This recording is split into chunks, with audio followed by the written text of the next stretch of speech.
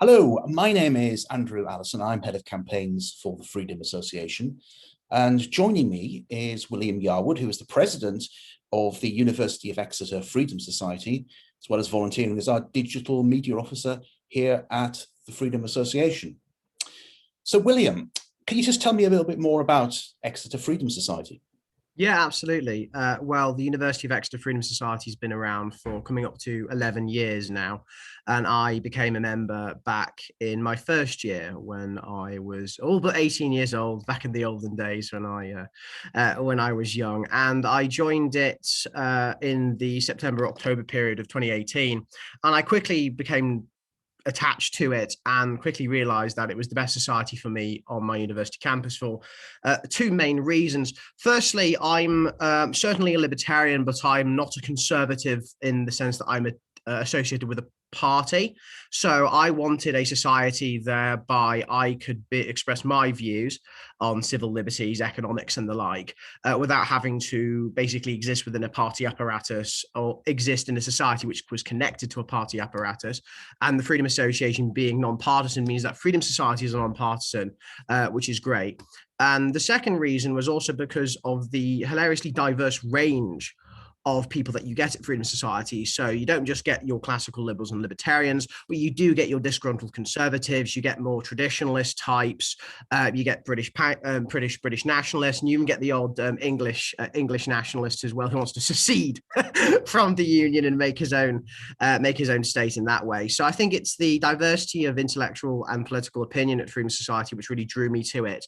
And also to slightly add on to that in relation to what Freedom Society does in regards to events, is that we have events every single Thursday. And when we were in person, we had events called Pints and Policies, which were at 7:30 every Thursday evening at one of our favourite pubs in Exeter, where one of our members would be given 10 to 15 minutes, possibly even 20 in some cases, where they could speak on a topic of whatever they liked, whether it was on a philosopher such as Friedrich Nietzsche, whether it was on why we should be pro-free trade, whether it is why we should leave the European Union, because of course that was still a big issue back in those days. So I think the Freedom Society at Exeter specifically drew me because of the intellectual diversity, because of the frequency of events, and because I could express my views without being constrained to a party political platform. So those are three reasons why I joined Freedom Society back in my first year.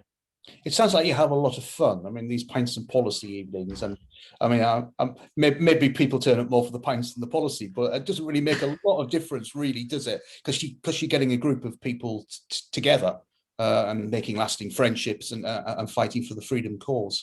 Yes, absolutely. I mean, when what my old president always used to say, once the speech had ended, so the policy part has come to an end and the pints have begun, and we'd all run off to the bar where our barman would be more than happy to serve us. He was very good, actually, because he let us have the entire pub every Thursday evening. And we didn't need to put any money down any deposit, predominantly because we all spent too much. So we were more than paying our dues. But yeah, we have a lot of fun. The reason people stick around Freedom Society, I think, more than a lot of other societies, is because we have that frequency of events that you get to know everyone really quickly. And because we're not a massive society, I mean, we're a decently big society, at least for a political society, never mind a right-wing society. I mean, last year we were getting around 35 to 40 people per Thursday evening, which is amazing. But even then, if you're meeting them every single week, you're getting to know them well. And also you're discussing new ideas, you're building new friendships, complaining about whatever essay you're writing that week and the like. So I think, yes, we do have a lot of fun. And I think that's what sets us apart from a lot of other political societies and organizations which take themselves sometimes a little bit too seriously. We in Freedom Soc like to have a joke, like to have a fun, and like to know that if you don't want to talk about politics some evenings, that's fine. You can just talk about the football, and that's no problem at all. Although platforming at universities has become an issue. Some people, particularly on the left, seem to think it's not an issue. There isn't a problem there, but I think we know differently, don't we? We saw when we were recording this on the 22nd of March 2021. one for anyone who's watching this way down the line when we're all that much older. But we've had a recent case of a student banned from the student union in Aberdeen for saying "Rule Britannia." We've seen Manchester University's diversity and equality team try to ban words like mother and father. We're seeing all sorts of very illiberal things going on in our universities, which I think makes it even more important that we get more freedom societies around the country to literally fly the flag. I absolutely agree. I think also back to the point I made about non-partisanship is that the modern Conservative Party, I don't think in a way is the best method by where we can have and enact change. I think doing what's called meta politics, doing cultural politics, doing it outside of the realm of party politics is the best way to make these changes. And that's why I'm so involved with Freedom Association and Freedom Society, because you need to change there's an old phrase Andrew Breitbart used to say, which is politics is downstream from culture. And I think that fighting on that front is the most important front to fight on. And the best way to do that is actually at universities and by being part of freedom societies or libertarian societies at your university. I mean, in relation to the freedom of speech point, I suppose Freedom Society has been lucky in that regards because we don't really regard our student guild with much with much high regard. So we abide by the laws and the like, and we behave ourselves, but we make our positions towards their speaker policies and their general dislike of dissenting voices pretty clear.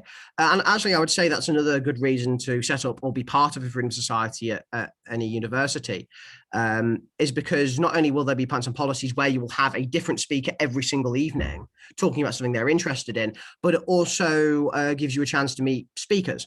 So in Freedom Society before, we've had people such as Jaron Brook from the Ayn Rand Institute talk to us.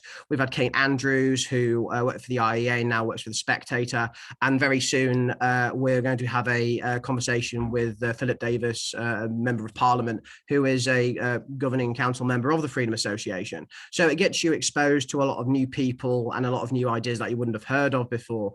And even if you have heard of them before, it's great because you get to meet them in person and discuss ideas with them. And also, by matter of the fact that you're holding it on a university campus, means that the odd, centrist wet or even the odd leftist might come along. And you never know, their minds might be changed. You don't know, but it's always worth it to do that. Because while it is easy to preach to the crowd, it's far easier to do that after all. It is far harder to preach to those who not only dislike you, but in some cases actually hate you. But I'd say that freedom societies are the best place for freedom of speech on campus. And we don't hold any, we hold that absolutely. So when a few months ago, our debating society at the University of Exeter no platformed a speaker, Freedom Society was right there to say, no, do not deplatform this individual, even though she was, pretty fundamentalist Catholic and conservative, which I'm not and a lot of Freedom members aren't. It's the principle that's at stake, and we stood up for it. And Freedom Association got involved, and the Free Speech Union got involved, and we eventually had that decision overturned. So I think that freedom societies at universities have the potential to basically push back against the overriding leftism that oozes out of not just the students and not just the guild faculty, but many of the academics at those universities. Well, there'll be people watching this now who may want to set up a freedom society at their university. How do they go about that? Is the process easy? I think the process is easy. I think the first thing you need to do is you need to approach your guild, and every single guild will have a method by which you make new societies. Now, with different guilds, I think our guild remit is about 15 people to get a society up and going. I think it's different at some other universities. I know there's a guy I talked to who's setting up a university society at his campus, and his only needed 10.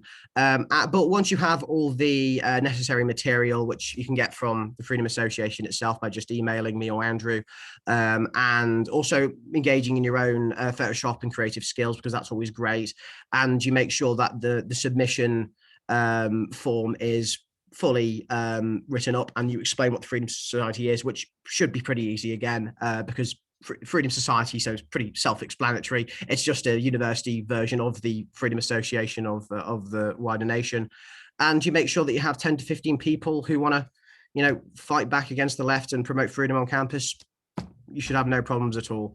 They might not want you to make a freedom society, but they can't stop you from making a freedom society. So I would recommend you do what they don't want you to do, which is make one. William, as you said, the easiest thing to do is probably just to contact me initially, and I can forward details onto you. You're our man on the ground with the most experience, and you're certainly, helping us out enormously. So, if you're a student, you want to set up a freedom society on your campus, then just email me, andrew@tfa.net. I will help you all the way. The Freedom Association will help you all the way, as will William. Thank you very much, William. Thank you very much, Andrew.